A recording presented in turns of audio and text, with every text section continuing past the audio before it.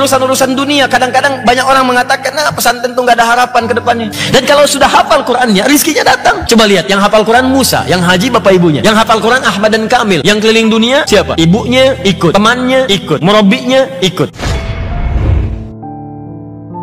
Coba lihat sekarang banyak pesantren-pesantren bagus. Pesantren bagus sudah melimpah.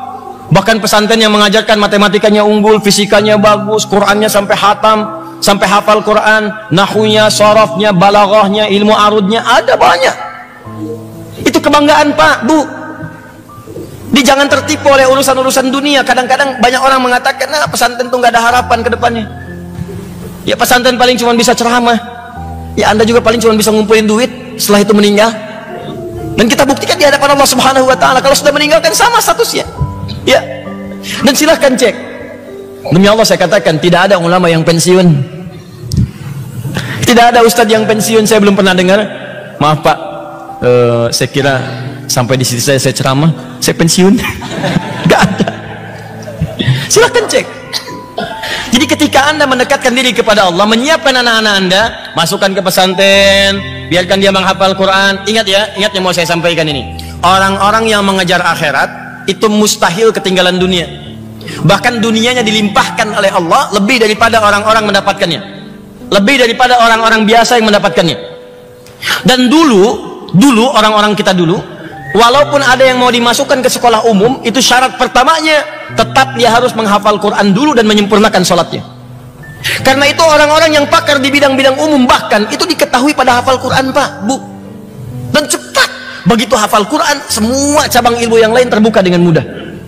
Silahkan Anda lihat ulama-ulama dulu. Ya, Bapak Ibu kalau mengaji, ada kitab Bidayatul Mujtahid. Ya, Bidayatul Mujtahid fi Nihayatil Muqtasid, karangan Ibnu Rusdi. Ini kitab Bidayatul Mujtahid yang berbicara tentang fikih muqaran, perbandingan pendapat para ulama tentang hukum-hukum sesuatu. Siapa yang nulis? Yang nulis dokter Pak, dokter muslim, dokter penghafal Quran, dokter ngapalin hadis, belajar kedokteran, pakar di bidangnya. Itu dokter bedah Pak, pakar di bidangnya. Dokter bedah nulis kitab fikih, Anda bayangkan. Jadi kalau sudah hafal Quran, sudah paham hadis, mau dibawa kemanapun gampang. Ibnu Sina misalnya, itu kan penghafal Quran, 7 tahun hafal Quran, menghafal hadis. Begitu sudah sempurna hafalannya, sholatnya sudah bagus, belajar kedokteran 16 tahun, otodidak belajar kedokteran, sampai jadi puncaknya, sampai jadi bapak kedokteran. Menuliskan kitab-kitab, ada Asy-Syifa, ada Al-Qanun fit Tibb, dan seterusnya. Al-Kindi, Al-Ghazali, Al-Khawarizmi, Al-Farabi, ya Al-Battani, Jabir Ibnu Hayyan, Ibnu Firnas, itu para penghafal Quran, menemukan prototipe pesawat terbang, menemukan atom, menemukan ini, menemukan itu. Quran dulu Pak, Bu. Jadi jangan, tidak ada aibnya anak Anda silahkan sekolah jadi ahli fisika yang hafal Quran, ahli kimia yang hafal Quran, ahli biologi yang hafal Quran, kan indah. Begitu jadi dokter praktek, oh hafal Quran luar biasa. Bapak kenapa? Pusing. Apa yang dirasakan saat pusing? Itu dok, kalau tetangga saya beli motor baru, saya pusing. Kalau dia beli mobil baru, saya pusing. Ah begitu. Ini Pak resepnya. Quran surat sekian, ayat sekian. Quran surat sekian, ayat sekian. Hadis riwayat At-Tirmidzi nomor hadis sekian. Nih Pak, silakan cari di apotek kitab itu. Ah itulah. Kalau sudah seperti itu, maka jadi dokter yang khairul bariyah, jadi insinyur yang khairul bariyah, ya, jadi diplomat yang khairul bariyah. Diplomat dulu yang hafal Quran banyak. Kiai Haji Agus Salim menghafal Quran, ahli tafsir, ya, memahami hadis pula. Silahkan, jadi bukan aib. Tidak harus kemudian dijadikan dikotomi. Orang-orang menghafal Quran cuma pesantren aja, SMA tidak. Sekarang ya saya kasih tahu. Saya baru dari Sydney dan Melbourne beberapa waktu yang lalu. Sekarang di Melbourne, bahkan di Sydney, itu sekolah Islam kalau nggak ada hafalan Qurannya nggak laku Pak, nggak laku. Sekarang ada hafalan Quran. Ini ketinggalan gitu kalau kita nggak mulai lagi. Ini kelihatan nih, ya. Kelihatan tanda-tandanya nih, orang-orang Islam ingin kembali kepada nilai-nilai yang baik yang pernah diraih oleh orang-orang yang telah dulu. Ayo, jadi siapkan anak antum. Dan jangan takut Pak, demi Allah saya katakan, jangan takut. Orang-orang yang menyiapkan anaknya untuk dekat dengan Allah, bahkan langsung ada keterangan dalam Al-Quran, rizkinya langsung Allah jamin. Bukan orang tuanya yang capek menyiapkannya, rizkinya Di awal aja penuh kesungguhan. Kadang-kadang tega nggak ya dimasukin pesantren? Bukan tega nggak tega, dekatkan dengan Allah. Mau dekat nggak? Siapin. Kalau sudah seperti itu, jangan takut Pak, demi Allah, jangan takut. Buka Quran surah 3 ayat 37. Ya, Imran Hannah punya anak. Saat dalam kandungan sudah diniatkan, anak saya yang satu ini saya siapkan jadi anak yang sangat dekat dengan Allah. Ya, idz qalat imra'atu Imran rabbi inni nadartu laka ma fi batni muharrara fataqabbal minni. Quran surah 3 ayat 35, paling kiri pertengahan. Ketika istrinya Imran Hannah bernazar sejak dia dalam keadaan mengandung, kata istrinya Imran, ya Allah, saya niatkan anak saya yang satu ini, ya Allah, saya siapkan untuk mengabdi kepadamu saja. Maksudnya mendekat kepada Allah. Saya ingin anak saya dekat denganmu, ya Allah, saya siapkan. Begitu keluar ayat 36 lahiran, falamma wada'at saqalat rabbi inni wada'tuha untha. Begitu lahir yang lahir perempuan, ya Allah, saya pengennya laki-laki kalau lahir perempuan. Kata Allah, wallahu a'lamu bima wada'at ya Hannah. Allah lebih tahu keistimewaan perempuan dibandingkan laki-laki. Laki-laki punya keistimewaan, perempuan pun punya keistimewaan. Ya, jadi ini statement dalam Al-Quran, anak itu prerogatifnya Allah. Kadang-kadang pengen laki-laki keluar perempuan, pengen perempuan lahir laki-laki, pengen cepat jadi lambat, pengen lambat jadi cepat, ya. Jadi cuma keturunan.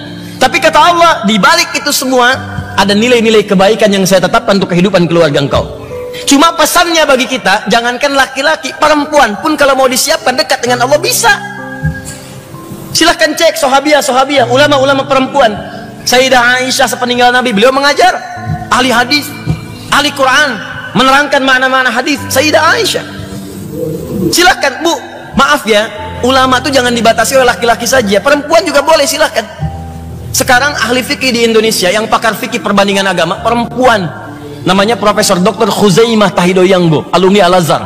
Yang saat di Al-Azhar sampai doktor itu cuma 3 tempat dikenali oleh beliau, 3 tempat saja. 1 kampus, 2 asramanya, 3 pasar. Buat belanja, buat balik. Selama tinggal di sana nggak pernah kenal piramid, nggak pernah kenal sphinx dan sebagainya. Dapat jodohnya ahli usul fikih, alumni Saudi, ketemu persis di situ. Ya. Ada Ustazah Faiza Ali Shibromalisi, ahli tafsir, perempuan, orang Betawi. Ya, suaminya pakar tajwid, Dr. Sayuti. Ya, Allah yarham, meninggal dunia. Ya, ada lagi Profesor Nabila. Ya, Nabila Lubis, ahli bahasa, perempuan. Anaknya perempuan, Profesor Amani Lubis. Ya, Profesor Amani sekarang rektor UIN Jakarta. Ya, adiknya itu yang ketua FPI sekarang, Ustaz Sobri Lubis, itu adiknya tuh. Itu anaknya Ustazah Nabila, perempuan Bu.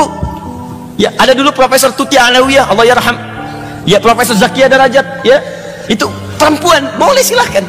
Bukankah Maryam perempuan? Begitu lahir diberi nama dengan Maryam, apa yang terjadi? Perhatikan nih, ibu menyiapkan anaknya dekat dengan Allah. Kalau ingin dekat dengan Allah, siapkan cari orang-orang baik yang bisa membimbing. Makanya Imran dengan Hannah sepakat yang paling soleh, yang bisa mendekatkan anak saya dengan Allah cuma Zakaria. Zakaria Nabi, orang paling soleh, orang paling baik. Ini pesan dalam Al-Quran. Kalau anak anda ingin dekat dengan Allah, ingin jadi ulama, ingin jadi penghafal Quran, maka cari bukan hanya guru yang pintar, tapi guru yang soleh dekat dengan Allah Subhanahu Wa Taala. Guru yang pintar banyak, tapi guru yang soleh tidak banyak. Yang pintar banyak, tapi yang soleh tidak banyak. Betapa banyak guru-guru yang ngajar di sekolah Islam. Silahkan cek, masjidnya ada, tapi ketika waktu sholat gak pada sholat ke masjid, kan persoalan. Ya, jadi cari yang saleh, Zakaria saleh, kemudian carikan tempat yang baik. Ya, konteksnya dalam Al-Quran disebutkan mihrab. Contoh, mihrab itu tempat khusus yang mendekatkan seseorang dengan Allah. Kalau konteksnya sekarang sekolah, cari sekolah-sekolah yang mendekatkan anak anda dengan Allah. Di situ dia belajar Qurannya, hadisnya, sholatnya, fisika dia belajar, matematika belajar, biologi belajar, macam-macam belajar. Silahkan. Banyak pesantren. Saya dulu di pesantren Pak, Bu, kalau ditanya Ustadz sekolah di mana dulu, saya bilang pesantren 59. Masuk jam 5, keluar jam 9 malam. Ya, kadang-kadang udah pakai seragam, jam 2 udah mandi, keluar siap-siap. Jam 5 masuk kelas pakai seragam, pakai sepatu. Kalau pakai sendal gak bisa masuk, keluar. Belajar apa? Ada yang fisika, matematika, biologi, ada yang nahwu, ada yang sorof, ada yang balaghah. 6 tahun Anda bayangkan. Masuk jam 5, keluar jam 9. Ya, paling jelek-jelek jadinya ya seperti ini. Ya, sekurang-kurangnya gitu kan. Ya, pasti ada yang didapatkan. Ya, banyak pesantren-pesantren bagus sekarang, silahkan cek. Ada yang di Bogor, ada yang di Garut, ada yang di Bandung, ada yang di Bekasi, ya, ada yang di Kalimantan, ada yang di Sulawesi. Silahkan dapatkan itu semua. Nah, kalau Anda sudah siapkan, tempatnya ada, gurunya ada, maka apa yang terjadi? Perhatikan ayat 37-nya. Ayat 37-nya saya lambatkan. Fataqabbalaha rabbuha biqabulin hasanin wa ambataha nabatan hasanan. Karena Imran dengan Hannah berikhtiar untuk anaknya supaya jadi alimah, dekat dengan Allah, dicari guru yang baik, dicari tempat yang baik, maka diterimalah oleh Allah ikhtiar kedua orang tua itu. Begitu diterima ikhtiarnya, wa ambataha nabatan hasana, maka Allah merawat anak itu sampai dengan dia tumbuh. Jadi Allah mencukupkan semuanya untuk kebutuhan anak itu. Bukan orang tuanya yang capek, Allah yang memberikan dengan penuh kemudahan. Wa kafalaha Zakaria, walaupun dirawat oleh Nabi Zakaria, kullama dakhala 'alaiha Zakaria al-mihrab wajada 'indaha rizqa. Ini anak Maryam yang merawat Nabi Zakaria, yang ngantar makanan, ngantar minuman, ngantar pakaian Nabi Zakaria, tempatnya di mihrab. Tapi anehnya, ini levelnya Nabi loh Pak. Maryam bukan Nabi, Maryam bukan Nabi, ingat Bu ya, Maryam bukan Nabi, Nabi Zakaria Nabi. Nabi Zakaria mengantarkan kebutuhan Maryam, pakaiannya, makanannya, segalanya. Setiap diantarkan ke mihrabnya, sudah didapatkan di dalamnya apa yang diperlukan oleh Maryam. Wajada 'indaha rizqa. Bawa pakaian, ada pakaian. Bawa makanan, ada makanan. Bawa buah-buahan, ada buah-buahan. Sampai nanya, ya Maryamu anna laki hadza. Maryam, dari mana semua ini? Kata Maryam, innallaha yarzuqu may yasha bighairi hisab. Qalat huwa min indillah. Ini dari Allah. Ini dari Allah. Di orang-orang yang didekatkan kepada Allah, maka Allah pun akan memberikan yang terbaik kepadanya, lebih dari apa yang dia butuhkan. Anda dekat dengan direktur, bukankah direktur membantu Anda? Anda dekat dengan pimpinan, bukankah pimpinan membantu Anda? Anda dekat dengan Allah, apa yang tidak mudah bagi Allah untuk diberikan kepada Anda? Coba lihat. Masukkan anak Anda ke sekolah Quran 4 tahun, 5 tahun. Begitu 5 tahun hafal Al-Quran, akan terjadi perubahan dalam hidup Anda. Jangankan hatam Al-Quran, anak Anda 5 tahun baru hafal An-Naba, amma yatasa'alun, bisa nangis Anda.